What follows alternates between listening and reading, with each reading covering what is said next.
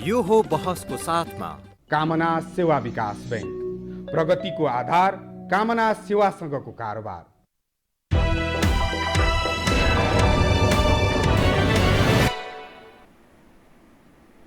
नमस्कार, यो हो बहसमा म यहाँहरूलाई हार्दिक स्वागत गर्दछु।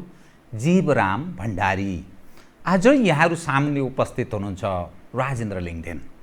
उहाँ राष्ट्रिय प्रजातन्त्र पार्टीका नेता हुनुहुन्छ। झापा क्षेत्र नम्बर 3बाट निर्वाचित प्रतिनिधि सभा सदस्य, राप्रपाको एक मात्र सङ्घीय संसदमा निर्वाचित प्रतिनिधि सभा सदस्य। ताप्लेजुङमा उहाँको जन्म भयो। पुर्ख्यौली थलो 5 थर, तर कार्यक्षेत्र पर्यो झापा। राजेन्द्र लिङदेन एउटा सम्भावना भएको राप्रपाभित्रको त्यस्तो पछिल्लो पुस्ताको नेताको रूपमा त्यसरी जानिनुहुन्छ, बुझिनुहुन्छ। तर उहाँमाथि आक्षेपहरू पनि छन् अनि अरू विषय पनि छन्। स्थानीय तहमा झापा क्षेत्र समग्रमै भन्दा पनि हुन्छ, अलिकति राप्रपाभित्र उहाँ लोकप्रिय अलि पछिल्लो पुस्ताको नेता पनि हुनुहुन्छ। समसामयिक विषयमा केन्द्रित रहेर उहाँसँग आज म विश्लेषणात्मक र सूचनामूलक कुराकानी गर्नेछु। सर्वप्रथम म उहाँलाई स्वागत गर्छु। स्वागत छ यहाँलाई। धन्यवाद छ जीवरामजी। अब म कहाँबाट प्रारम्भ गरेँ भने अब यो जातीय, क्षेत्रीय, वर्गीय, लिङ्गीय कुरा उठ्छ नि पछिल्लो समयमा। धेरै जसो मानिसले यो विषयको एडभोकेसी गर्छन्। तपाईँकै कता कता निकटका ठान्ने आफ्ना मानिसहरू, जाति जनजातिको कुरा गर्ने मानिसहरू म अलिक फरक ढङ्गले प्रस्तुत हुन चाहेँ। त्यसपछि म राष्ट्रिय राजनीतिमा अरू अन्तर्राष्ट्रिय घटनासँग पनि जोड्छु। यो कस्तो लिम्बू हो, बाहुन क्षेत्रीको वकालत गर्छ हौ, यो दृष्टिकोण पनि छ। अब यस विषय उप चाहिँ तपाईँ के भन्नुहुन्छ बताइदिनुहोस् त। किनभने राष्ट्रिय राजनीति विषय अलग विषयमा कुरा गर्छु नै, तर मैले यहीँबाट सुरु गरेँ। यो चाहिँ पछिल्लो दिनमा भन्दा पनि ६२-६३को राजनीतिक परिवर्तनपछि जब नेपालको राजनीति गिजोल्ने क्रममा, नेपालको राष्ट्रिय एकतालाई कमजोर गर्ने क्रममा जातीय, धार्मिक र क्षेत्रीय किसिमका राजनीतिहरू चाहिँ नि तीव्र रूपमा अगाडि बढेर त्यसलाई प्रोत्साहित गर्ने खालका कामहरू भए। त्यस्तो बेला म एउटा यस्तो मानिस बिचमा ठिङ्ग उभिएँ कि नेपालको एकताको लागि, नेपालको अखण्डताको लागि र यो सुदृढ राष्ट्रियताको लागि जातीय कुरा गरेर हुन्न, हैन। फेरि यो पनि हामीले बिर्सिनु हुँदैन कि नेपाल बहुजातिक, बहुधार्मिक, बहुसांस्कृतिक मुलुक हो। यो विविधता बीचको एकता नै नेपालको मूल पहिचान हो र त्यसलाई कुनै पनि हालतले खण्डित गर्नु हुँदैन। हामी जातको नाममा विभाजित हुने र जातको नाममा राजनीति गर्ने जुन बाटो चाहिँ पक्रिन खोजिराखेको छौँ, त्यसले चाहिँ नि कालान्तरमा देशलाई र जुन जातिले जातको कुरा उठाएर अगाडि आइराखेको छ त्यो स्वयंलाई पनि, त्यो जाति स्वयंलाई पनि चाहिँ फाइदा हुँदैन भनेर मैले खास गरी राज्यले दिने सेवा सुविधाहरू जातको आधारमा होइन, के को आधारमा, वर्गको आधारमा हुनुपर्छ। वर्गको आधार, गरिबलाई संरक्षण गर्नुपर्दछ। यो बहुभाषिक, बहुधार्मिक, बहुसांस्कृतिक मुलुक हो। त्यो सबै जाति, भाषा, धर्म, संस्कृतिलाई राज्यले नै संरक्षण गर्नुपर्छ, तर सेवा सुविधा नै चाहिँ जातको आधारमा दिनु हुँदैन। अब चाहिँ समय बदलियो। हिजोको जस्तो जुन बेला चाहिँ जातीय आधारमा समाज विश्लेषण गरिन्थ्यो, अब त्यो अवस्था छैन। किनभने कुनै एउटा जाति सबै धनी, एउटा जाति सबै गरिब र एउटा गाउँ सबै एउटा जातिको, अर्को गाउँ सबै अर्को जातिको, त्यो अवस्था अब रहेन। त्यसकारणले हामीले एउटा जात विशेषको मात्रै कुरा बोकेर हिँड्नु हुँदैन भनेर भनेपछि चाहिँ अब कतिपय सन्दर्भमा जातीय सङ्कीर्णतावादी सोच भएका मानिसहरूले जानाजान यसले चाहिँ क्षेत्री बाहुनको कुरा बोक्यो भन्ने ल्याए होलान्। अब कतिले चाहिँ नि नजानेर कि यत्रो चाहिँ नि हाम्रो जातको कुरा आइराखेको बेला राजेन्द्रले हाम्रो जातको कुरा नगरेर किन यो समग्रको कुरा गरिराखेको छ। जातको कुरा आउने बित्तिकै, जातले पाउने बित्तिकै त पहिलो लाभ हामीले लिन्छौँ नि भन्ने हिसाबले राजेन्द्रले हाम्रो जातको कुरा गर्नुपर्छ भन्ने पनि कतिपयको चाहिँ नि सोचाइ भयो होला। तर पछिल्लो दिनमा तपाईँले भने जस्तो अवस्था छैन कि अहिले सबै दाजुभाइ दिदीबहिनीहरूले बुझ्दै जानुभएको छ। मेरो परिष्कृत भयो समाज। अब चाहिँ बुझ्दै गएको छ कि झन्डै चाहिँ नि दुर्घटना भएछ, झन्डै गल्ती भएछ भन्ने चाहिँ नि अहिले समाजले महसुस गर्दै गएको छ। त्यो जातीय र क्षेत्रीय सङ्कीर्णवादको कुरा गर्नुभयो नि, त्यो मानिसमा आफै आएको चेत हो कि या के को उपज हो थियो त्यो समयको कुरा गर्दा? होइन, मानिसमा आफै आएको चेत भन्ने भन्दा पनि अब कतिपय ठाउँमा चाहिँ एउटा कुनै मानिसले, सामन्तले अथवा कुनै टाठो बाटोले कुनै निमुखालाई, कुनै गरिबलाई शोषण पनि गरेको थियो र चाहिँ त्यस्तो अवस्थाहरूमा बाह्य प्रायोजित रूपमा त्यसलाई चाहिँ जातीय अर्थमा व्याख्या गरिदिँदाखेरि मानिसहरूमा चाहिँ त्यो आक्रोश पनि आयो, हो मलाई फल्ना जातिको मानिसले शोषण गर्यो नि, मलाई चाहिँ ठग्यो नि भन्ने कुरा चाहिँ पनि बल पायो। तर के हो भने यो प्रायोजित हो, मूल रूपमा चाहिँ यो प्रायोजित हो, आन्तरिक बाह्य। यो चाहिँ आन्तरिक भन्दा पनि बाह्य हो र पछि चाहिँ अब आन्तरिक बाह्य भित्र बाहिर सबैको चाहिँ प्रायोजनमा खास गरी नेपालमा यो जातीय द्वन्द्व फैलाएपछि हामीलाई मिलाउने नाममा फेरि चाहिँ अरन खटन गर्न पाइन्छ, यहाँ चाहिँ प्रवेश गर्न पाइन्छ भनेर प्रायोजन गरिएको विषय हो भन्ने मलाई लाग्दछ। शोषण त विद्यमान छँदैछ, गरिब र धनी बीचको दूरी हिजोका भन्दा झन् बढेको छ, नवधनाढ्य झन् बढोत्तरीमा छन्, गरिब झन् गरिब छन्। यसले एउटा खतरनाक अवस्थामा मुलुक प्रवेश गर्न सक्छ है भन्ने कतिपय दृष्टिकोण पनि राखिन्छ। तर तपाईँ जातीय विषयहरू बुझ्दै गए मानिसले अहिले त्यो हराउनै थाल्यो भनेर भन्नुभयो, कहाँ प्रवेश गर्यो त नेपाली समाज? कस्तो भने मेरो सोधाइको अर्थ हिजोका दिनमा त्यो विषयले प्राथमिकता पाएको थियो, तर कसरी त्यो मट्यामेट भयो या कमजोर भयो र अर्को ढङ्गमा समाज प्रवेश गर्यो, के आधारमा? होइन, शोषण चाहिँ समाजमा हिजो पनि थियो, आज पनि विद्यमान छ, प्रकृतिहरू चाहिँ फरक परेको छ होइन। हिजोको ढङ्ग अलगै थियो होला, अहिलेको ढङ्ग अलग छ। तपाईँले भने जस्तो धनी र गरिब बिचको चाहिँ खाडल झन् बढेर गएको छ। अब त्यो धनी र गरिब बिचको खाडल अन्त्य गर्ने भनेकै राज्यले दिने संरक्षण या आरक्षण जे भन्नुहोस् त्यो वर्गीय हुनुपर्छ, गरिबलाई चाहिँ मद्दत गर्ने वर्गीय होइन, वर्गलाई होइन, गरिबलाई चाहिँ हुनुपर्दछ। अब जातीय आधारमा हुने हो भने त अहिले मैले चाहिँ सायद तपाईँसँग पनि भनेको होला, अन्य चाहिँ सञ्चार माध्यमहरूमा पनि मैले भनेको छु, म पहाडमा कोदो खान नपुगेर मधेस झरेको लिम्बूको छोरा, आज पनि मेरो टाउकोमा करोडौँको ऋण होला किनभने कारोबार गर्छु, ब्याङ्कहरूसँग कारोबार छ। त्यो क्रममा मैले चाहिँ करोडको ऋण टाउकोमा बोके पनि अरूको भन्दा स्तरीय जीवन बिताएको छु है। तर म जो चाहिँ नि लिम्बूको छोरा हुँ भन्ने, जनजाति हुँ भन्ने र अहिलेको चाहिँ आरक्षणमा परेको जाति समुदायको मानिस, मैले मेरो व्यवसायमा, मेरो कारोबारमा कयौँ मानिसहरू चाहिँ राखेको छु जो चाहिँ क्षेत्री बाहुन समुदायको छ, आरक्षण नपाउने समुदायको छ। तपाईबाट तलब खाने, गुजारा तलब खाने होइन, मबाट चाहिँ जीविका चलाउने मानिसहरू पनि छन्। अब त्यो मान्छेले चाहिँ राज्यबाट कुनै पनि प्रकारको आरक्षण प्राप्त गर्दैन, तर मैले चाहेँ भने, मैले त लिएको छैन अहिलेसम्म, तर मैले चाहेँ भने मेरो छोराछोरीले चाह्यो भने त विशेष आरक्षण प्राप्त गर्छ। भनेपछि कसरी चाहिँ यो समाजको ग्याप चाहिँ पूर्ति हुन्छ त? झन् होइन, गरिब झन् गरिब हुने होइन, अनि पहुँचवाला झन् माथि हुने। त्यस कारणले राज्यले गरिबलाई चाहिँ आरक्षण दिनुपर्छ भन्ने कुरा चाहिँ मैले निरन्तर रूपमा भनेको छु। र यो चाहिँ संविधानमै भएको केही चाहिँ विभेदकारी चाहिँ व्यवस्थाहरू छन् जसले चाहिँ संविधान र त्यो संविधानमा आधारित भएर बनेका ऐनहरू छन् जसले समाजमा केही मानिसहरूलाई तोकेरै यी मानिसहरू दलित हुन् भनेको छ होइन। संविधानबाट, ऐन कानुनबाटै विभेद सुरु भएको छ नि त, अनि विभेदको अन्त्य कसरी हुन्छ?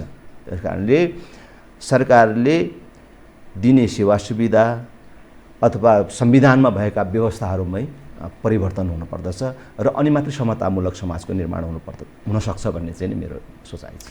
यस सवाल उप तपाईँले अलि स्पष्ट पार्ने प्रयास गर्नुभयो। अब यो दुईटा विषयको स्पष्टीकरण दिनुहोस् है त। समाज अब मुलुकलाई धर्मनिरपेक्ष भनिएको छ, तपाईँ कहीँ न कहीँ हिन्दू राष्ट्रको वकालत गर्नुहुन्छ। कहीँ न कहीँ होइन, म त खुलेरै गर्छु, खुलेरै गर्नुहुन्छ। ठिक छ, यतिमा चाहिँ मलाई झन् सजिलो। तपाईँ हिन्दू राष्ट्रको कुरा गर्नुहुन्छ, देश अनि संहितामा पनि गएको छ, त्यस विषय उप पनि तपाईँको अलिकति फरक धारणा सायद राख्नुहुन्छ। अनि जनताको राजको मानिस कुरा गर्छन्, जनताको छोरो सुप्रिम हुनुपर्छ, सर्वाधिकार सम्पन्न हुनुपर्छ भन्ने दृष्टिकोण राख्नेहरू छन्। तपाईँ राज संस्थाको उपस्थितिको कुरा गर्नुहुन्छ, यो किन? हिन्दू राष्ट्रको कुरा एकदम संक्षेपमा भनौँ, मैले अरू बेला एकदम संक्षिप्तमा कृपया है। हिन्दू राष्ट्रको कुरा गर्दाखेरि हामीले यो देशको केही जात विशेषले मान्ने धर्मको कुरा मात्रै गरेको होइन र यो देशको सबै मानिसहरूले आफ्नो धर्मको महलमा हिन्दू लेख्नुपर्छ र हिन्दू धर्म मान्नुपर्छ भनेको होइन।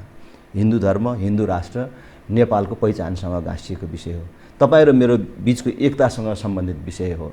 त्यसकारणले नेपालको पहिचानको रूपमा रहेको हिन्दू राष्ट्र कायम हुनुपर्दछ भनेर भनेको। जन्मले म आफै लिम्बूको छोरा हुँ, मेरो धर्मको महलमा किराँत धर्म लेख्छु, म किराँत विधि अनुसार पूजा गर्छु। किराँत धर्म र हिन्दू धर्मको बिचमा कति फरक छ त्यो अलग कुराहरू हुन् होइन। तर के हो भने हामीले कुरा गरेको हिन्दू राष्ट्रको कुरा जसले अरू कुनै धर्मलाई निषेध गर्दैन, सर्वधर्म समभाव, पूर्ण धार्मिक स्वतन्त्रता सहितको सनातन धर्म सापेक्ष हिन्दू राष्ट्र हुनुपर्दछ भनेका हौँ है। त्यसकारणले यसको कारण, हिन्दू राष्ट्रको कारण, हामीले हिन्दू राष्ट्र हुनुपर्छ भनेको कारण कुनै गैर हिन्दूहरूले तर्सिनु पर्दैन, अप्ठ्यारो मान्नु पर्दैन कि हिन्दू राष्ट्र हुनुपर्दछ भन्ने पार्टीभित्र म गैर हिन्दू नै अहिले नेताको रूपमा छु र एउटा मुसलमानको छोरा गाउँपालिकाको अध्यक्षमा राष्ट्रिय प्रजातन्त्र पार्टीको तर्फबाट विजय भएर देखाइदिएको झापामै। त्यसकारणले ऊ बुद्धिमान तामाङ चाहिँ हाम्रो वरिष्ठ उपाध्यक्षको रूपमा बुद्ध धर्म मान्ने मानिस हुनुहुन्छ। त्यस कारणले यो चाहिँ मनमा हिजो भ्रम थियो भने पनि अहिले चाहिँ बिस्तारै चाहिँ चिरिँदै आएको छ। जहाँसम्म संघीयताको कुरा छ, हामीले प्रारम्भमा यो संघीयता हाम्रो देशको लागि उपयुक्त छैन भनेर भन्दाखेरि देशमा ठुलै परिवर्तन आउन लागेको थियो। अब संघीयताको बाटोबाट नयाँ समृद्धि प्राप्त हुन लागेको थियो, तर यिनीहरूले चाहिँ रोक्न खोजे, यिनीहरू प्रतिगमनकारी हुन् भनेर भन्थे। तर अहिले समयक्रमले प्रमाणित गर्यो कि संघीयता नामसँग हामीलाई आपत्तिको कुरा होइन। मैले संसदमा पनि अस्ति भने र अरू बेला पनि हामीले भनिरहेका छौँ, तर जुन 3 तहको संरचना छ त्यो यो देशले धान्न सक्दैन भनेर भनेको थियौँ, त्यो आज प्रमाणित भयो। प्रमाणित भयो मात्रै होइन, अहिले यो कोभिड-19 को कारणले देशमा जुन किसिमको सङ्कट उत्पन्न भएको छ त्यसबेला त यो प्रदेश भन्नेको त भूमिकै चाहिँ नि देखिएन मात्रै होइन, यसले त अल्झाउने मात्रै काम गर्यो। संसदमा हाम्रो चाहिँ सांसद सत्तारूढ पार्टीका सांसद साथीहरूले नै भन्नुभयो कि हामीलाई काठमाडौँले पठाउने स्वास्थ्य सामग्रीहरू हाम्रो जिल्लामा सिधै पठाउनु पर्यो। तपाईहरूले चाहिँ कर्णालीको एउटा सुदूर जिल्लामा चाहिँ पठाउने सामग्री वहाँ चाहिसकेको छ, आपत परिसक्यो, नभएर मानिसहरूलाई चाहिँ फिटपिटी भइसक्यो, तपाईँहरूले सुर्खेत पठाउनुहुन्छ अनि सुर्खेतले फेरि चाहिँ नि त्यसलाई स्टोरमा दाखेला गरेर अनि त्यहाँदेखि फेरि चाहिँ नि चलानी गरेर पठाउँदाखेरि त हामीलाई चाहिँ नि आपत्ति पर्छ। त्यस कारणले यो प्रदेशलाई बिचमा मिसाउनु भएन, सिधै पठाउनु पर्यो भनेपछि हामीले भन्यौँ कि यो प्रदेश चाहिँ हिजो पनि भनेका थियौँ, अहिले पनि भन्छौँ कि खर्चको हिसाबले र सेवा सुविधालाई छिटो छरितो बनाउने दुईटै हिसाबले अनुपयुक्त छ। अव्यावहारिक हो भन्नु, अव्यावहारिक साधन स्रोतले पनि भन्दैन, साधन स्रोतको हिसाबले पनि भन्नुहोस् न। आज यो प्रदेशको कारणले यो जनप्रतिनिधिहरूको सङ्ख्या कति बढेको छ, ती कर्मचारीहरूको सङ्ख्या कति बढेको छ, प्रशासनिक खर्च कति बढेको छ, त्यो तपाईँहरू सबले चाहिँ अनुभव गर्नु। तर सिंहदरबारको अधिकार गाउँमा हो, भन्ने नारा हामीले छ नि त। सुदृढ स्थानीय तह, हामीले अहिलेको भन्दा पनि बलियो स्थानीय तह, अहिलेको भन्दा पनि ठुलो सिधै सुदृढ स्थानीय तह र केन्द्र हुनु पर्यो। अहिले देखियो पनि बीचको लेयर जरुरी छैन, यो चाहिँ नि अरू कुनै जरुरी छैन जसले चाहिँ दायित्व मात्रै बढाउँछ, त्यस्तो कुनै जरुरी छैन कि स्थानीय तहले त यसपालि आफ्नो क्षमता पनि देखायो। अनुभवहरू थिएन होला, तर स्थानीय तह थिएन भने त अहिले यो महामारीमा त हामी त कहाँ हुन्थ्यौँ होला। त्यस कारणले स्थानीय तहको महत्त्व छ र बलियो, अझै योभन्दा पनि बलियो स्थानीय तह हुनुपर्छ। अनि राज संस्थाको कुरामा त हामीले नेपालमा जुन जातीय सांस्कृतिक र धार्मिक बनोट छ र जुन किसिमको भूराजनीतिक परिस्थिति छ उत्तर दक्षिणको हाम्रो चाहिँ नि यो अवस्थिति छ, यो सन्दर्भमा नेपालको लागि राष्ट्र प्रमुख राज संस्था हुन जरुरी छ। त्यो राजनीतिभन्दा माथि उठेको, चुनावको राजनीतिभन्दा माथि रहेको, भोट नचाहिने राजनीतिक दलभन्दा माथि रहेको संस्थाको रूपमा रहनुपर्छ। त्यो चाहिँ हिजोको जस्तो सक्रिय राज संस्था होइन कि कति मानिसहरूलाई चाहिँ भ्रम छ कि हिजोको जस्तै सोझै प्रधानमन्त्री नियुक्त गर्न सक्ने राजा ल्याएर कमल थापा, राजेन्द्र लिङ्गदेनहरू चाहिँ प्रधानमन्त्री मन्त्री हुन खोजिरहेका छन्, त्यो सपना देखिरहेका छन् भनेर चाहिँ भन्छ। तर हामीले त्यो होइन कि अहिलेको राष्ट्रपतिको ठाउँमा रहने राष्ट्रिय एकताको प्रतीकको रूपमा सबैले स्वीकार गरेको साझा संस्थाको रूपमा राज संस्था हुनुपर्दछ हाम्रो जस्तो मुलुकको लागि भनेर हामीले भनेको हौँ। त्यो चाहिँ आर्थिक रूपले पनि अहिलेको राष्ट्रपतिभन्दा कम खर्चिलो हुने रहेछ। कसरी के आधारमा भन्नु? र राष्ट्रिय एकताको दृष्टिकोणले पनि र निष्पक्षताको दृष्टिकोणले पनि त्यो संस्था निष्पक्ष हुन सक्ने रहेछ भन्ने कुरा चाहिँ अहिलेको घटनाक्रमले देखियो। किनभने हामीले 2टा राष्ट्रपति त हेऱ्यौँ, कार्यकालको हिसाबले 3टा चाहिँ चलिराखेको छ।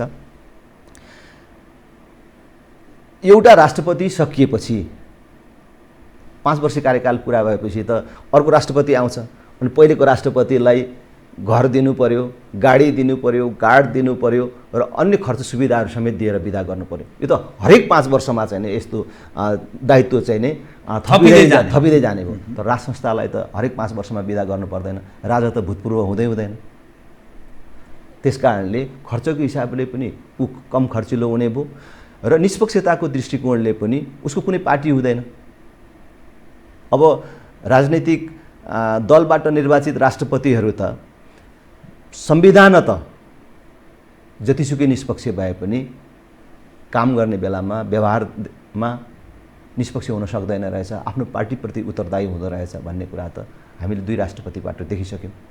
त्यसकारणले निष्पक्ष संस्थाको रूपमा, एकताको प्रतीकको रूपमा हामीले चाहिँ राज संस्था हुनुपर्दछ भनेर प्रस्ताव राखेको र हामीले यो मुद्दालाई अगाडि बढाएको।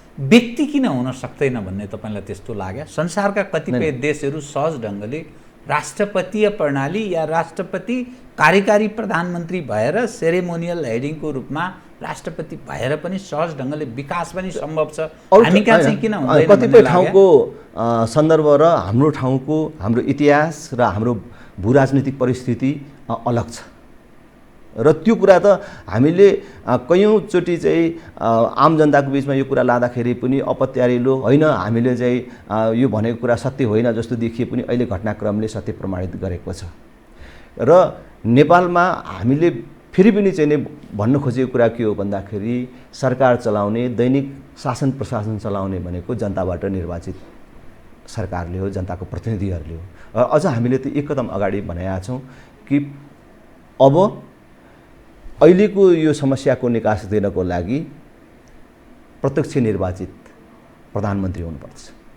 प्रत्यक्ष निर्वाचित प्रधानमन्त्री, प्रत्यक्ष जनताबाट निर्वाचित प्रधानमन्त्री हुनुपर्छ। संसद जसले चाहिँ नि ऐन कानुनहरू निर्माण गर्ने कुरामा मात्रै आफूलाई केन्द्रित राख्छ र त्यो पूर्ण रूपले समानुपातिक प्रणालीबाट आउनुपर्छ, जसले गर्दाखेरि यो महँगो चुनाव प्रणालीको अन्त्य हुन्छ, देशमा चाहिँ नि भ्रष्टाचार नियन्त्रणमा मद्दत पुग्छ र राज संस्था चाहिँ एकताको प्रतीकको रूपमा रहने।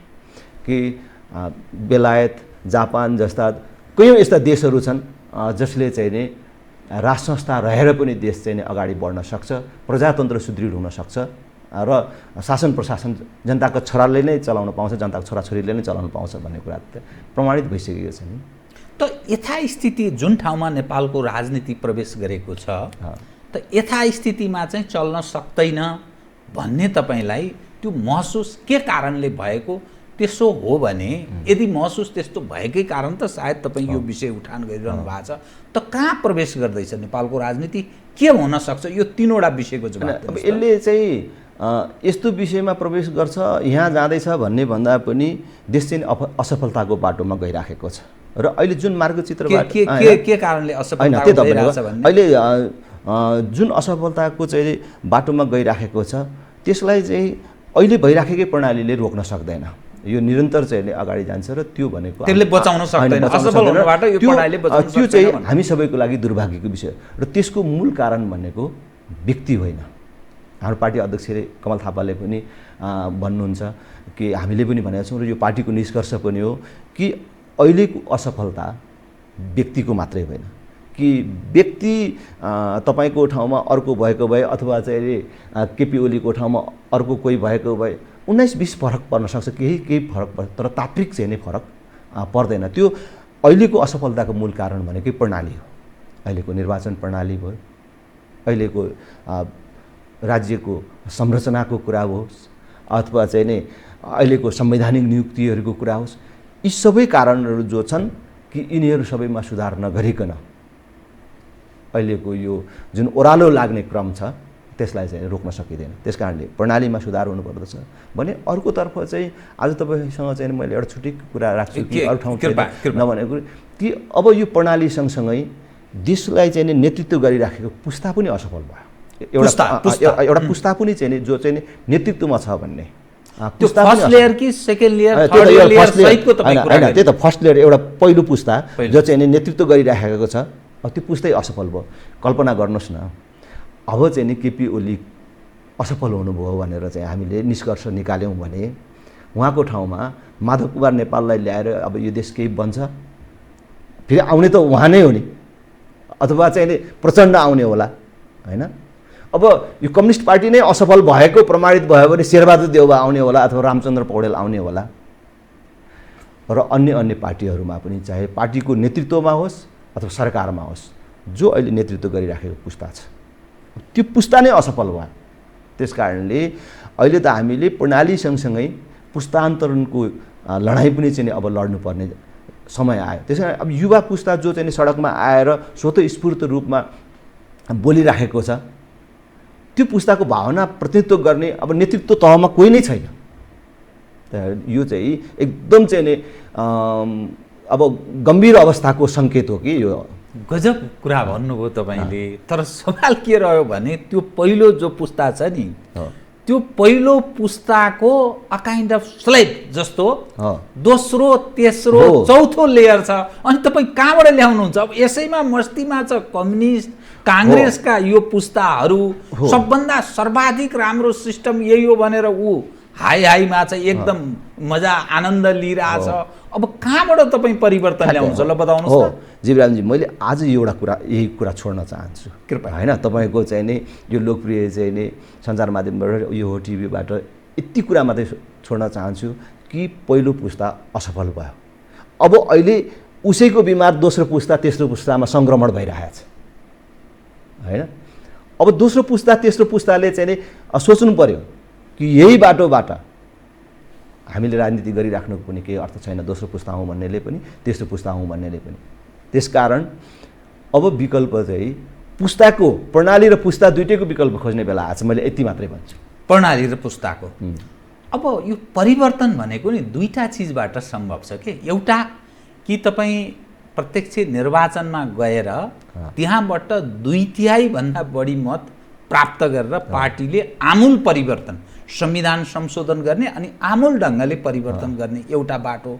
दोस्रो भनेको यो वा त्यो संस्था समूह या कुनै पनि संयन्त्रको माध्यमबाट सशक्त विद्रोह, सशस्त्र या सशक्त विद्रोह, त्यसको माध्यमबाट परिवर्तन सम्भव छ। अहिले कम्युनिस्टहरू दाबी गर्छ झन्नै 8 लाख हाम्रा भाइ भतिजा कार्यकर्ता छन्, ती जस्ता खालका हुन्। काङ्ग्रेस झन्नै 4-5 लाख छ भनेर दाबी गर्छ।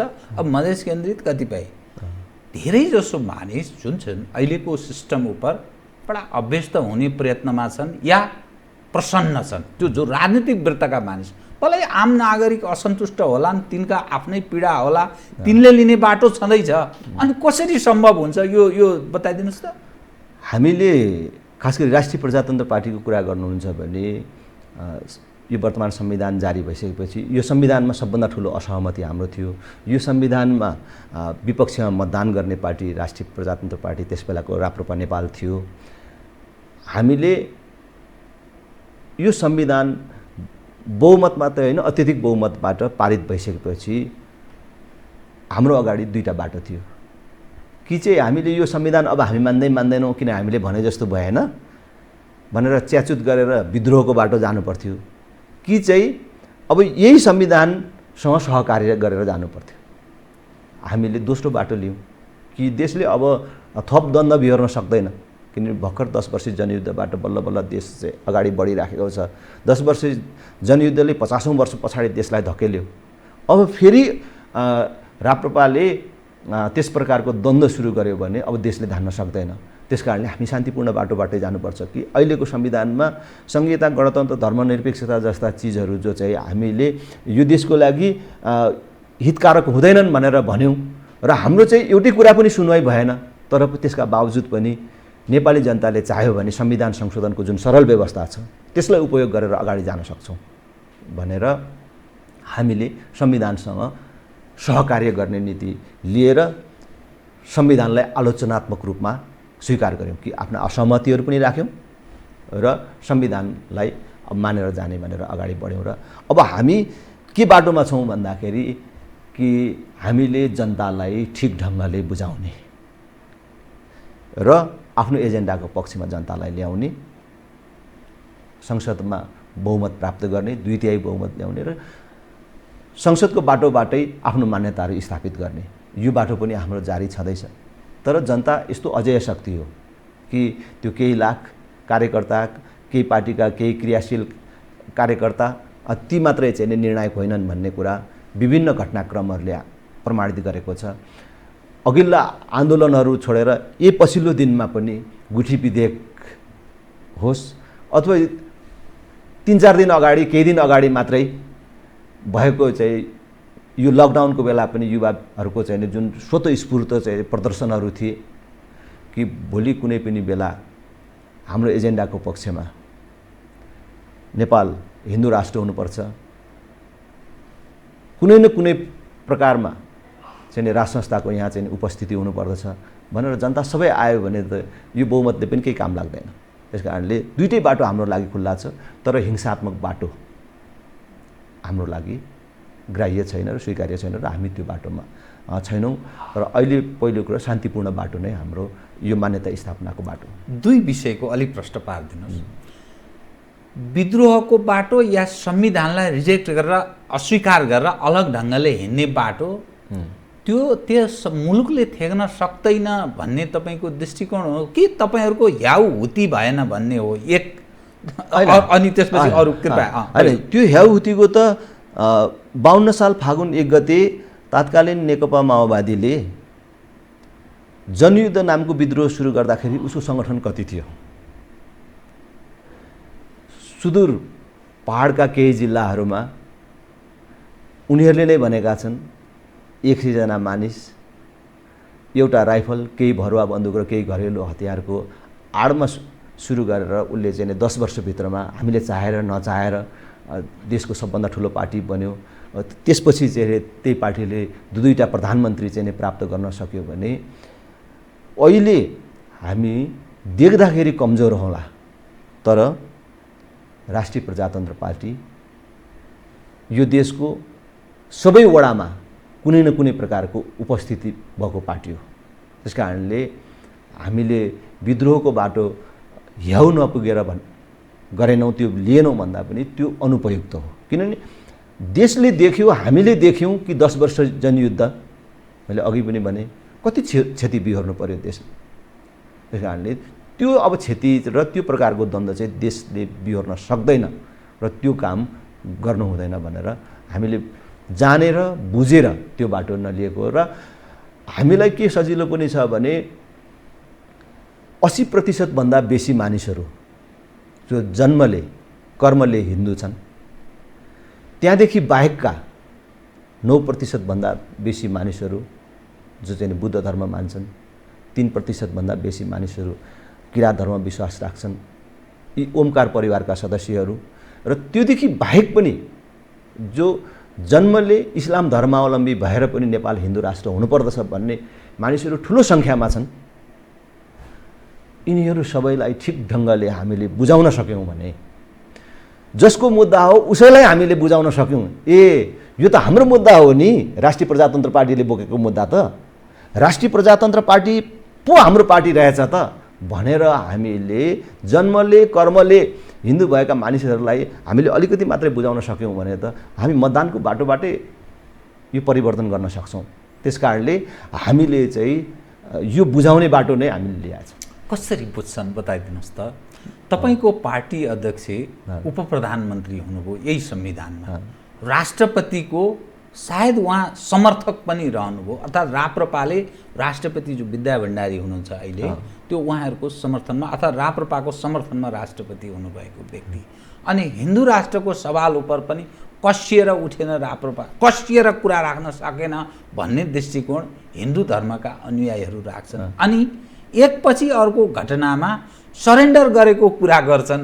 अनि तपाईँहरूलाई प्राप्त भएको त्यो मत उस बेलाको सम्झनुहोस् त। अनि तपाईँले जित्नुभयो, धन्न राप्रपाको तपाईँले एउटा प्रतिष्ठा 6 सङ्घीय संसदमा उपस्थिति तपाईँका कारण रह्यो। अरू त कोही पनि जित्ने स्थिति भएन भने चाहिँ मान्छेले पत्याएनन् नि त। त्यो घटनाले त्यस्तो देखाउँछ कमल थापाजी नै त्यसको चाहिँ आरोपबाट मुक्त हुनुहुन्न, अनि कसरी मान्ने? यस्तो कुरा हो, राष्ट्रपतिलाई मत दिने मात्र होइन, राष्ट्रपतिको चाहिँ प्रस्तावक हुने, धर्मनिरपेक्षता, गणतन्त्र र सङ्घीयता कार्यान्वयन गर्ने सरकारमा जाने भन्ने जस्तो जुन अभियोगहरू लाग्यो त्यसको बारेमा मैले अघि नै भनेको कुराबाट पनि होइन, तपाईँहरूले चाहिँ के बुझ्न जरुरी छ र आम दाजुभाइ दिदीबहिनीहरूले के बुझ्न जरुरी छ भने हामीले प्रारम्भमै भनेका छौँ कि हामीले यो संविधानभित्रैबाट आफ्नो मान्यताहरू स्थापित गर्ने भनेपछि त हामीले हाम्रो मान्यता कति बेला स्थापित गर्न सक्ने भयौँ भन्दाखेरि जब जनताले हामीलाई 2/3 बहुमत दिन्छन्, यो संविधान संशोधन गर्न सक्ने तागत राष्ट्रिय प्रजातन्त्र पार्टी स्वयंमा हुन्छ, त्यस बेला मात्रै यो मान्यता स्थापित हुन्छ। त्यति बेलासम्म राष्ट्रिय प्रजातन्त्र पार्टीले के गर्ने त? राष्ट्रिय प्रजातन्त्र पार्टीले मानिलिउँ 275 मा बहुमत ल्यायो, सरकार बनाउने उसको एक्लै तागत पुग्यो। सरकार बनाउने एक्लै तागत पुगिसकेपछि हामीले चाहिँ प्रधानमन्त्री मात्रै बनाउँछौँ, राष्ट्रपति चाहिँ हामी खाँदैनौँ भनेर अर्कालाई दिने कुरा आउँछ। राष्ट्रपति पनि राष्ट्रिय प्रजातन्त्र पार्टीकै हुन्छ। जुन बेलासम्म यो संविधानलाई परिवर्तन गर्ने तागत हुँदैन त्यति बेलासम्म त यो संविधानसँगै सहकार्य गरेर जाने र ठिक ढङ्गले काम गर्ने, कि आम जनतालाई महसुस गराउने कि राष्ट्रिय प्रजातन्त्र पार्टीले ठिक काम गर्दो रहेछ। अब राष्ट्रिय प्रजातन्त्र पार्टीलाई 2/3 बहुमत दिनुपर्दछ कि उसले चाहेकै अनुसार संविधान पनि भयो भने अनि देशले गति पक्रिने रहेछ भने जनतालाई विश्वास गराउने गरी यो सत्ताको चाहिँ उपयोग गर्ने, यो संविधानसँग सहकार्य गरेर जाने हो। र त्यो क्रममा हामीले राष्ट्रपतिको प्रस्तावक पनि भयौँ होला अथवा विभिन्न सरकारमा गयौँ होला। अब हामी आफैले पनि के आत्मालोचना गरिसकेको छौँ भने सरकारमा त गयौँ तर एउटा मात्रै होइन, हरेक सरकारमा गयौँ, एउटा पार्टीसँग मात्रै होइन, जो पायो त्यहीसँग मिल्यौँ, जस्तो पायो त्यस्तै सरकारमा गयौँ। और त्यो कुरा चाहिँ जनताले मन पराएन छन् कि राष्ट्रिय प्रजातन्त्र पार्टी यति हल्का ढङ्गले जसको पायो त्यसकोमा, जोसँग पायो त्यहीसँग जानुपर्ने होइन भन्ने जनताको बुझाइरहेछ। त्यो जनभावना विपरीत भएछ भन्ने कुरा हामीले महसुस गरिसकेका छौँ र आत्मालोचना गरिसकेका छौँ र आगामी दिनमा त्यस प्रकारले जसको पायो त्यसकैमा, जो पायो त्यही सरकारमा हामी जाने जाँदैनौँ भनेर हामीले आफ्नो प्रतिबद्धता व्यक्त पनि गरिसकेका छौँ। र खास गरी गएको चुनावमा हामीले जुन निराशाजनक मत परिणाम प्राप्त गऱ्यौँ, अब त्यसका चाहिँ यी विभिन्न सरकारमा जानु अथवा जुन हामीले जुन रणनीति लियौँ कि विभिन्न सरकारमा गएर राम्रो काम गरौँ, जनतालाई प्रभाव पारौँ कि यिनीहरूले काम गर्न सक्ने रहेछ, पायो भने गर्न सक्ने रहेछ भन्ने सन्देश दिन सकिन्छ दिउँ भनेर हामीले सोच्यौँ। त्यो पनि ठिक भएन छ।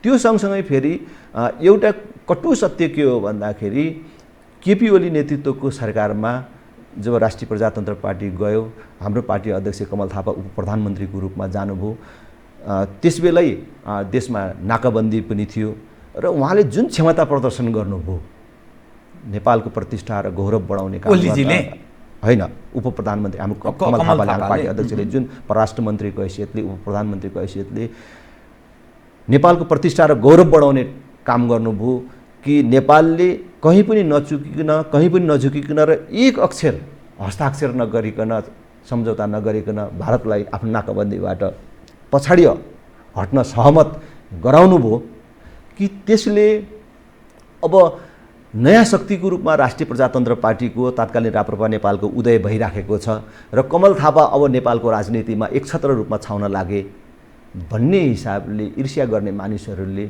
योजनाबद्ध ढङ्गले पनि केही प्रचारहरू गरे कि कमल थापाले गाई नै बेच्यो, राज संस्थै छोड्यो। कमल थापाले राज संस्था हिन्दू राष्ट्रको मुद्दा छोडेको भए आज राज संस्था र हिन्दू राष्ट्रको मुद्दाको मुँ पनि उठ्ने थिएन, कसैले चाहिँ कुरा गरेर पनि हिँड्ने थिएन। किन ६५-६३ को राजनीतिक परिवर्तनपछि वास्तवमा कमल थापा हामीहरूले त भाषणले होइन नि, वचनले होइन नि, सडकमै रगत बगाएका छौँ नि, हामी त मारिएर फ्याँकिएका मानिसहरू हौँ नि है।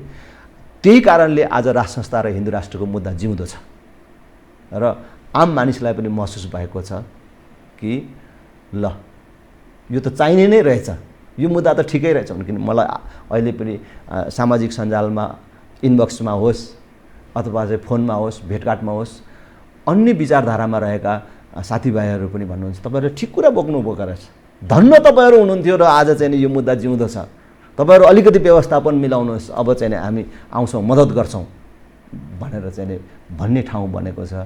त्यस कारणले यो राज संस्था हिन्दू राष्ट्रको मुद्दा छोड्यो, त्यसबेला चाहिँ त्यहाँ सरकारमा जानु भनेको त्यो मुद्दा छोड्नु हो भन्ने कुराहरू चाहिँ भ्रमपूर्ण हुन्, योजनाबद्ध ढङ्गमा गरिएका प्रचार हुन् भनेर चाहिँ मैले भन्छु। अब त्यसबेला जुन खालको परिस्थिति थियो, नेपाल र भारत बीचको सम्बन्ध त्यस्तो अवस्थामा अब रहेन। जसरी तपाईँले भन्नुभयो कमल थापाजीले प्रयास गर्नुभयो, नाकाबन्दी थियो, तर अब सवाल कहाँ प्रवेश गर्यो भने नेपाल र भारतका बीचमा सरकार बीच वार्ता हुन नसक्ने अवस्थामा दुई देश त्यो ठाउँमा प्रवेश गरेको छ। हाम्रो सीमा अतिक्रमण भएको छ। केपी ओलीजी यदि प्रधानमन्त्री उहाँ केपी ओली नभइदिएको भए यही नक्सा पनि जारी हुन्थ्यो कि हुँदैनथ्यो भन्ने दृष्टिकोण राख्ने मानिस पनि छन्। भलै अर्कोले पनि गर्थ्यो होला, तर प्रचण्डजी उहाँकै फेरि पार्टीका अर्को कार्यकारी अध्यक्ष हुनुहुन्छ, राजा महाराजाले जिम्मा लगाइदिएको, हामीले फिर्ता ल्यायौँ भन्नुभएको छ। यी सबै हेर्दाखेरि नि सीमा अतिक्रमण र नेपाल र भारत बीचको तनावपूर्ण सम्बन्ध अनि चीन र भारत बीच भलै उनीहरू त वार्ता गरिरहेछन्, परराष्ट्र मन्त्री स्तरमै सुल्झिरहेछ, जनरल स्तरमै भइरहेछ, तर अमेरिका चीन बीचको एक खाले द्वन्द्व छ, भारत र चीन बीच पनि एक खाले अविश्वासको स्थिति पैदा भएको छ, नेपाल र भारत बीच पनि समस्या उत्पन्न भएको छ र सामना कहाँबाट गर्नुपर्ने हुनसक्छ भनेर चीनले भन्यो भने पाकिस्तानबाट, नेपालबाट, चीनबाट भारतले सामना गर्नुपर्ने स्थिति आउन सक्छ भनेर ग्लोबल टाइम्समा एउटा न्युज पनि त्यसरी आएको छ, चीनलाई उद्धृत गर्दै। त यो समग्र अवस्था हेर्दा हामी कहाँ प्रवेश गऱ्यौँ? परराष्ट्र मामिलाको म कुरा गरेँ, तपाईँ एउटा प्रतिनिधि सभा सदस्य पनि भएको हुनाले जनताको प्रतिनिधि। म एउटा कुरा गर्दै जाउँ है, कृपया। कसो भने यो नक्सा जो जारी भयो, केपी ओली हुनुभएको कारणले नक्सा जारी भयो, उहाँ नभएको भए नक्सा जारी हुन सक्दैन थियो भन्ने चाहिँ नि कसैको सोचाइ छ भने त्यो चाहिँ नि गलत हो।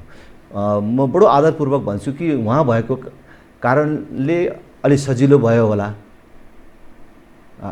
त्यो बेग्लै कुरा हो, अथवा चाहिँ नि उहाँ सकारात्मक हुनुभयो अथवा उहाँ छिटो हुनुभयो बेग्लै कुरा हो। यो त के हो भने आम जनताको माग हो र संसदको दबाब, जो भए पनि यो गर्नै पर्थ्यो कि जनताको चेतनाको लेभल र देशभक्ति चाहिँ यति माथि उठिसकेको छ कि यसलाई अदेखा गरेर कोही पनि बस्न सक्दैन थियो होइन। त्यस कारणले तर मैले अस्ति संसदमा पनि भने कि समयक्रमले आज नेतृत्वमा केपी ओली हुनुहुन्छ, राष्ट्रको उहाँले नेतृत्व गरिराख्नु भएको छ, पहिलो जस उहाँलाई नै जान्छ, उहाँको पालामा भयो भन्ने कुरा हो। अब अहिले संवादविहीनताको जुन अवस्था भन्ने छ कि एकअर्काले लिम्पियाधुरा लिपुले कालापानी यो 5-7 महिनाभित्रमा अथवा कार्तिक भनेको कति भयो होइन, यो बिचमा चाहिँ आफ्नो नक्सामा त्यो चाहिँ मेरो हो भनेर चाहिँ दाबी गरेर प्रकाशित गरिसकेको अवस्थामा अब एकाएक संवाद हुने, एकाएक सबै समस्या समाधान हुने त्यो अपेक्षा पनि गर्नु हुँदैन। मलाई लाग्छ कि हामीले लिम्पियाधुरा लिपुले कालापानी हाम्रो नक्सामा समावेश गऱ्यौँ, ल तपाईँले चाहिँ छोडिदिनु पर्यो भन्दा ओहो ल तपाईँहरूले चाहिँ नक्सामा आफ्नो भूमि पार्नु भएछ, ल हामीले छोडिदिउँ है, हामी त हिँड्यौँ आजबाट भनेर सेना उठाएर भारत हिँड्छ, त्यस्तो अपेक्षा पनि हामीले गर्नु हुँदैन। यसले कोर्स लिन्छ कुरा गर्नु पर्यो। म चाहिँ एकदमै सकारात्मक छु कि कुनै न कुनै दिन भारतले यो महसुस गर्छ कि हाम्रो अध्यक्ष कमल थापाले हामीलाई कतिपय सन्दर्भमा कुराकानीमा सुनाउनु भएको छ कि आइके गुजराल प्रधानमन्त्री हुँदाखेरि उहाँ परराष्ट्र मन्त्री हुनुहुन्थ्यो।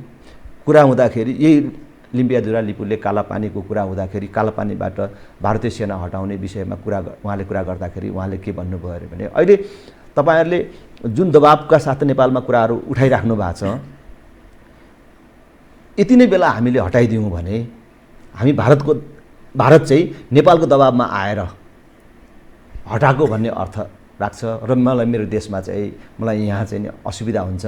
म चाहिँ एउटा गठबन्धन सरकारको नेतृत्व गरिरहेको छु, तर अलिकति यो मत्थर भएपछि बिस्तारै हामी चाहिँ हाम्रो सेना हटाइदिन्छौँ चाहिँ भनेर चाहिँ भन्नुभएको थियो। भनेपछि यो त्यसरी एउटा संवादबाट सहमतिबाट यो कामको टुङ्गो लाग्न सक्छ भन्ने चाहिँ म विश्वस्त छु। किनभने सबै तथ्य प्रमाणले त्यो नेपालको भूमि हो। मैले अस्ति संसदमा पनि भने त्यो लिम्पियादुरा लिपुले कालापानी अथवा चाहिँ महाकालीको सीमा लागेको त त्यो भूमि हाम्रो भित्र परेको त हाम्रो रहरले होइन। हामी त अङ्ग्रेजसँगको लडाइँमा हारेपछि अङ्ग्रेजले ल भनेर निर्धारण गरिदिएको सीमा हो। त्यो पनि चाहिँ 1816 सुगौली सन्धिले चाहिँ निर्धारण गरेको सीमा हो होइन। त्यो पनि चाहिँ भारतले मान्दैन भने त सुगौली सन्धि नमान्ने भने त हामी त खासमा हाम्रो भूमि त काङ्गडासम्म हो नि हामीले जितेको भूमि त। त्यस कारणले भारतलाई वार्ता संवादबाटै यसमा चाहिँ मन्जुर गराउनु पर्दछ। जुन अन्तर्राष्ट्रिय परिस्थितिको कुरा छ,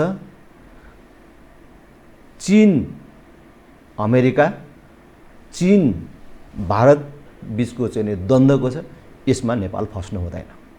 र यो लिम्पियादुरा लिपुले कालापानी अथवा अहिले भारतसँग हाम्रो जुन विषयमा चाहिँ विवाद भइराखेको छ नितान्त दुई छिमेकीहरू बीचको विषय हो। त्यसकारणले हामी दुई बसेर यसलाई टुङ्ग्याउनु पर्छ। कसै गरेर नमिल्ने भारत मन्जुर नहुने अवस्था आउँदाखेरि मात्रै यसलाई अन्तर्राष्ट्रियकरण गर्ने भन्ने पनि कुनै एउटा देशलाई गुहारेर कुनै एउटा देशको पक्षमा लागेर अथवा कुनै एउटा देशसँग चाहिँ गठबन्धन गरेर भारतसँग लड्ने अथवा भारतको विरुद्ध उभिने होइन कि हामीले अन्तर्राष्ट्रिय फोरमहरूमा चाहिँ यो कुराहरू लैजानुपर्छ। संयुक्त राष्ट्रसङ्घमा लाने हो, कहाँ लाने हो, फेरि चाहिँ छलफल परामर्शपछि चाहिँ उचित फोरममा लगेर यसलाई अन्तर्राष्ट्रियकरण गर्न सकिन्छ। जसरी पनि हाम्रो भूमि फिर्ता ल्याउनुपर्छ, त्यसमा कुनै विवाद भएन। तर यो नाममा हामीले देशलाई यो अन्तर्राष्ट्रिय राजनीतिक र जुन गुटबन्दी छ त्यसमा सामेल गराउनु हुँदैन भन्ने मलाई लाग्छ। अब यसैसँग फेरि जोडियो, ठिक छ, यो सीमाको सवाल त हामी भारतसँग कुरा गरौँला, भारतसँग कुरा कथम मिल्न सकेन भने अरू उपायहरू अवलम्बन गरौँला। त्यस्ता धेरै विषयहरू हुन सक्छन् जो नागरिकले पनि गर्छन्, सरकारको तर्फबाट पनि हुन्छ। त्यस्ता विषयहरू छँदैछन् जो एकअर्का बीच परामर्शमा पनि हुनसक्छ। मिलेनियम च्यालेन्ज कर्पोरेसनमा के भन्नुहुन्छ नि तपाईँ? राष्ट्रिय प्रजातन्त्र पार्टीले यो एकीकरण हुनुभन्दा अगाडि कमल थापा अध्यक्ष हुनुभएको पार्टीले आफ्नो केन्द्रीय समितिको बैठकमै के भनेको छ भन्दाखेरि यदि त्यो एमसिसी भित्र विवादास्पद मुद्दाहरू छन् भने तिनीहरूलाई संशोधन गरेर मात्रै पारित गर्नुपर्दछ भनेर आफ्नो धारणा बनाइसकेको छ। त्यसकारणले मैले अरू सञ्चार माध्यमहरूमा पनि भनेको छु र आज पनि तपाईँ मार्फत सबै दाजुभाइ दिदीबहिनीहरूलाई भन्न चाहन्छु कि अहिले त संसदमा छलफलको लागि समेत आएको छैन, त्यसले औपचारिकता प्राप्त गरेको छैन, सरकारले मात्रै पेश गरेको छ, कार्यसूचीमा प्रवेश गरेको छैन, त्यसलाई छलफलमा प्रवेशै गराएको छैन। भनेपछि छलफलमा आएपछि टेबल चाहिँ भइसकेको छ, दर्ता चाहिँ होइन, सरकारले मात्रै गर्यो र अब त्यो कार्यसूचीमा आयो भने त्यसपछि बाहिर भनिए जस्तो हो कि होइन त्यहाँ उल्लेख छलफलको विषय हुन्छ। र अहिले बाहिर प्रचारमा आएको जस्तो अमेरिकी सैनिक आउने, अमेरिकी सैनिक गठबन्धनमा नेपाल सामेल हुनुपर्ने र नेपालको राष्ट्रिय हितमा असर पर्ने कुराहरू छन् भने राप्रपा विपक्षमा मतदान गर्छ। त्यसमा संशोधन नगरिकन राष्ट्रिय प्रजातन्त्र पार्टीले मतदान गर्दैन। वैदेशिक ऋण हाम्रो लिने चलन छ, वैदेशिक ऋण अमेरिकाले अरू बेला पनि दिइराखेको छ, अरू देशसँग पनि लिइराखेका छौँ। ऋण र अनुदान लिनु कुनै अनौठो कुरा होइन र आपत्तिजनक विषय होइन, यो एउटा अनुदान हो र यसले हाम्रो राष्ट्रिय हितलाई चाहिँ नि नोक्सानी पुर्याउँदैन भने लिनमा कुनै आपत्ति छैन। तर यदि बाहिर प्रचारमा आए जस्तो यसले राष्ट्रिय हितलाई असर गर्छ भने हामीले 55 अरब नलिँदाखेरि केही फरक पर्दैन, लिनु हुँदैन र यसको विपक्षमा हामी मतदान गर्छौँ। अब म तपाईँसँग दुई विषय मात्रै उठान गर्छु। कोभिड-19 जसका कारण संसार बडा अप्ठ्यारो अवस्था, तबाहको अवस्थामा छ। आर्थिक एकदम बडा व्यक्ति कसरी गुजारा गर्ने, कसरी चल्ने लाइफ भन्ने छ। हाम्रो रेमिटेन्सको भरमा चल्ने हाम्रो मुलुक झन्डै 33% को हाराहारीमा अर्थतन्त्र रेमिटेन्सले बेहोर छ। विदेशमा बस्ने नेपालीहरू स्वदेश फर्कने क्रम र यहीँ भएको आन्तरिक उद्योग, व्यापार, व्यवसाय सबै चौपटको अवस्थामा छ, जो बेरोजगारको अवस्था छ र काहीँ न काहीँ मानिसको जीवन त हानि नोक्सानी भएको छ नै, आर्थिक कारणले ठुलो नोक्सानी जुन बेहोर्ने स्थितिमा प्रवेश गरेका छौँ हामी। यसले ल्याउने परिणाम यसो पर राप्रपा के धारणा राख्छ? तपाईँहरू के सोचेर बस्नु भएको छ, के धारणा राख्नुहुन्छ एकदम संक्षिप्तमा? अनि अर्को विषय लिएर म च्याप्टर क्लोज हुँ। अब यो चाहिँ मैले बारम्बार भनेको छु कि सरकारले यसको ठिक ढङ्गले ह्यान्डल गर्नै सकेन, जसका कारणले आज चाहिँ सरकार चाहिँ कस्तो देखियो भन्दा कुहिरोमा हराएको काग जस्तो देखियो। एकपछि अर्को निर्णयहरू विवादास्पद चाहिँ बन्दै गएका छन्। न चाहिँ नि जाँचको दायरा फराकिलो हुन सकेको छ, न उसले यो बिचमा गरेका स्वास्थ्य सामग्री खरिदको कुरामा होस्, न अरू कुनै पनि प्रकारका गतिविधिहरूमा पारदर्शी हुन सकेको छ, न निर्विवाद हुन सकेको छ। अब यो पक्ष त यता छँदैछ। अहिले पछिल्लो दिन पनि फेरि अर्को सरकारले जुन चाहिँ नि काम गर्यो कि विदेशमा रहेका अलपत्रमा परेका नेपालीहरूको उद्धार गर्ने भनेर, त्यहाँ चाहिँ सधैँ तिर्नुपर्ने भाडाभन्दा 4 गुणा बेसी भाडा तिरेर चाहिँ नि विमान भाडा तिरेर आउनुपर्ने परिस्थिति चाहिँ निर्माण गर्यो। सरकारले चाहिँ त्यो भाडा निर्धारण गर्थ्यो। विवाद भएपछि अहिले फेरि अलिकति घटायो भनेपछि त सरकार आफै फसेको पसेन। किन चाहिँ पहिले त्यो दर निर्धारण गर्यो, अहिले किन घटायो, फेरि घटाएपछि पनि अहिले पनि त्यो घटाएको पनि डबलभन्दा बेसी छ हैन। एकातिर त्यस प्रकारको अलपत्र परेका मानिसहरूलाई उद्धार गर्न, सहयोग गर्न भनेर यता श्रममा चाहिँ सुरुमै विदेशमा जाने बेलामा पैसा काटेर उनीहरूलाई शुल्क लिएर श्रम कल्याणकारी कोष चाहिँ खडा गरेको छ, जहाँ चाहिँ 5 अरबभन्दा बेसी रकम अहिले पनि छ। त्यो पैसा त्यहाँ चाहिँ खर्च नगरेर कर्मचारीहरूको तालिम, भ्रमण, अवलोकन इत्यादिमा चाहिँ खर्च गरेको देखिन्छ। भने सरकारले चाहिँ एकपछि अर्को गर्दै यो परिस्थितिलाई जसरी ठिक ढङ्गले सामना गर्नुपर्ने ठाउँमा चुक्दै गएको देखिन्छ भने यसको दुष्परिणाम चाहिँ अब देशको अर्थतन्त्र भयो, अब आगामी भविष्य भयो, जो चाहिँ जहाँ प्रभाव पर्छ त्यो चाहिँ एकदमै चाहिँ भयावह देखिन्छ। किनभने अर्थतन्त्रमा पर्ने प्रभावलाई कसरी सामना गर्ने भन्ने कुनै यसले आर्थिक पक्षलाई मात्रै हान्छ कि अरू राजनीतिमा सबै हैन। अब तपाईले भन्नु खोज्नुभएको कुरा चाहिँ मैले बुझ्दैछु कि चाहिँ यसको चाहिँ अब राजनीतिमा पनि यसको प्रभाव के आउँछ, तत्कालै के हुन्छ कि भन्ने। तर मैले अब त्यस प्रकारको चाहिँ नि कल्पना पनि गर्दिनँ, मैले त्यस्तो आशा पनि गर्दिनँ कि तत्कालै अब यसले उथलपुथल ल्याउँछ भने। तर यसले चाहिँ नि देशलाई दूरगामी असर पार्छ र त्यसको प्रभाव त राजनीतिमा पनि रहिहाल्छ। किन भन्दाखेरि सरकारहरू असफल भएको, पार्टीहरू असफल भएको, अब यो कुराहरू त हिसाब हुँदै जान्छ। त्यो विषय त अघि समग्रमै हामीले कुरा गरिसक्यौँ कि वास्तवमा नेतृत्वै असफल भइसक्यो, प्रणाली त असफल भयो। प्रणाली सँगसँगै अहिले नेतृत्व, मुलुकको नेतृत्व गरिराखेको पुस्ता नै चाहिँ असफल भएको छ। त्यसकै चाहिँ विकल्प खोज्ने बेला भएको छ। त्यस कारणले एउटा अब सामान्य अवस्थामा आइसकेपछि त्यसको चाहिँ विकल्प मुलुकले खोज्छ भन्ने पनि मलाई लाग्छ। अब म कार्यक्रमको ठिक अन्त्यमा आएँ।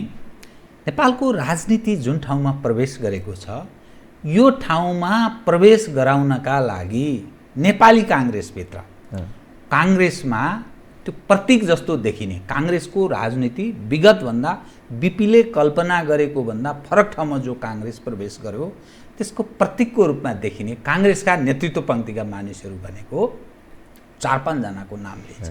एउटा कृष्ण प्रसाद सिटौला, नरहरि आचार्य, गगन थापा, जसको बढी प्रशंसा काङ्ग्रेसभन्दा गैर काङ्ग्रेसहरूले बढी गर्छन् जो गणतन्त्रको फेभरेबल छन्, गणतन्त्रको पक्षमा बढी एडभोकेसी गर्छन्, उनीहरू यिनलाई ठुलो नेताको रूपमा मान्छन्। त्यसै गरी अमरेश सिंह त काङ्ग्रेसको अहिलेको सिम्बोलिक लिडर भनेको नेपाली काङ्ग्रेस जुन ठाउँमा प्रवेश गरेको छ यो 4-5 जना मानिस प्रतीक जस्तो अर्थात् काङ्ग्रेसलाई यो ठाउँमा प्रवेश गराउने साँचो मानेमा यी मानिसहरू हुन्, यिनकै एडभोकेसीले काङ्ग्रेस यो ठाउँमा प्रवेश गर्यो भनेर भन्छ। तर त्यही कृष्ण सिटौलालाई तपाईँ राजतन्त्रको वकालत गर्ने, हिन्दू धर्मको वकालत गर्ने मानिसले स्वीकार गरिदिनु भयो। यो के ठुलो तयारीका साथ गर्नुभयो कि अथवा सामान्य स्वाभाविक ढङ्गले अब थला बसे कृष्ण सिटौला नरहरीजी शारीरिक हिसाबले थला बसेको छ, अमरेशजी मुस्किलले चुनाव जितेको छ, गगन पनि अलि अप्ठ्यारै बाटै राजन भट्टराईसँग गुज्रनु भएको स्थिति विगतले देखायो। त यो सबै हेर्दाखेरि म तपाईँ यसकारण मैले यो विषय उठान गरेँ, काङ्ग्रेस रिथिङ गर्ने अवस्थामा प्रवेश गर्न सक्छ पुनर्विचारको अवस्थामा, र तपाईँको यो चुनाव विजयलाई कुन रूपमा नेपाली जनले ग्रहण गर्ने? कृपया। मैले भन्छु कि म व्यक्तिको नाम लिन्न, तर पनि के हो भने मेरो निर्वाचन क्षेत्रमा जोसँग मैले चुनावमा प्रतिस्पर्धा गरेँ उहाँ चाहिँ धर्मनिरपेक्षता गणतन्त्रको प्रस्तावक हुनुहुन्थ्यो। त्यहाँको जनताले नजानेर उहाँलाई हराएको र मलाई जिताएको होइन। यसबाट देशले के सन्देश लिनुपर्छ र खास गरी मेरो चाहिँ नै पार्टीको नेता कार्यकर्ता साथीहरूले के सन्देश लिन जरुरी छ भने राजासहितको प्रजातन्त्रको पक्षधर, हिन्दू राष्ट्रको पक्षधर कुनै पनि नेता कार्यकर्ताले निराश हुनु पर्दैन। आफ्नो निर्वाचन क्षेत्रमा ठिक ढङ्गले सङ्गठन गरेर ठिक ढङ्गले जनतालाई बुझाउन सकियो भने गणतन्त्रको प्रस्तावकलाई पनि हराउन सकिन्छ, धर्मनिरपेक्षताको प्रस्तावकलाई पनि हराउन सकिन्छ भने अरूलाई त सामान्य कुरा हो कि जनता चाहिँ बुझाउन सक्यो भने यो एजेन्डाको पक्षमा छन् भन्ने कुराको प्रमाण हो मेरो निर्वाचन क्षेत्र। अब दोस्रो कुरो चाहिँ अब काङ्ग्रेसले आफ्नो कोर्स परिवर्तन गर्छ कि गर्दैन अथवा सच्याउँछ कि भन्ने जस्तो कुरा अब त्यो त काङ्ग्रेस पार्टीको आफ्नो आन्तरिक कुरा हो। अर्को पार्टीको म धेरै चाहिँ आलोचना गर्न पनि चाहन्न र उसले यस्तो गर्नुपर्छ भनेर पनि भन्न चाहन्न, तर म यति मात्रै भन्छु कि नेपाली काङ्ग्रेस समग्रमा नेपाली काङ्ग्रेस एउटा त्यस्तो पार्टी हो जसले नेपाली जनताबाट पटक पटक अवसर प्राप्त गर्यो।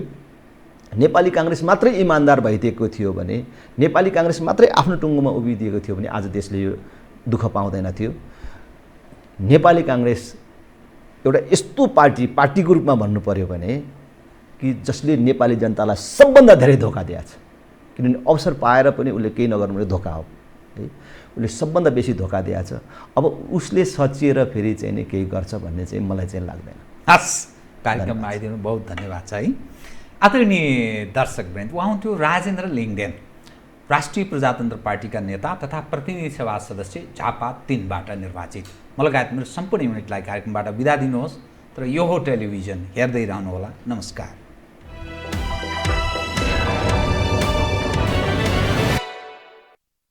यो हो बहसको साथमा कामना सेवा विकास बैंक, प्रगतिको आधार कामना सेवासँगको कारोबार।